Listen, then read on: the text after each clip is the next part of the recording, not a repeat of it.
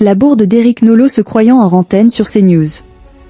Une nouvelle émission de l'heure des pros de été était diffusée ce lundi 18 août 2025 sur CNews. Durant l'émission, une erreur a été commise par Éric Nolot sur le plateau. En cette période estivale, l'heure des pros et l'heure des pros 2 ne sont pas présentés par Pascal Praud, qui reviendra dans quelques jours pour une nouvelle saison de ses programmes d'information. Heureusement pour CNews, cette absence n'a pas de conséquences sur les audiences de la chaîne pour ces deux émissions. Il y a quelques jours, Thierry Cabanne, qui était aux commandes des deux programmes, a connu le succès auprès des téléspectateurs. CNews au top avec l'heure des pros. En effet, le vendredi 15 août 2025, l'heure des pros, présentée par Thierry Cabanne, avait rassemblé 466 000 téléspectateurs, soit 13,9% de part d'audience auprès des personnes âgées de 4 ans et plus.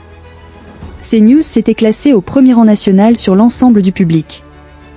L'émission a également enregistré la meilleure minute de la chaîne avec 607 000 personnes présentes. L'heure des pros 2 avait, quant à elle, rassemblé 353 000 fidèles, soit 2,7% de part de marché auprès des 4 ans et plus.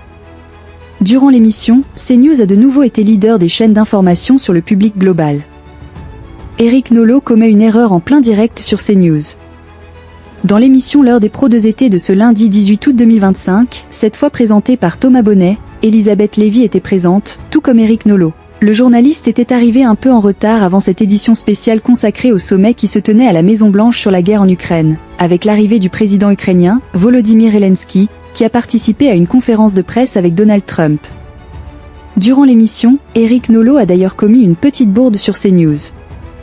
En effet, le journaliste s'est cru hors antenne lors d'une séquence. Mieux animé chez Thomas Bonnet, a alors déclaré le journaliste, alors que les caméras diffusaient encore des images de la Maison-Blanche avec Volodymyr Zelensky et Donald Trump.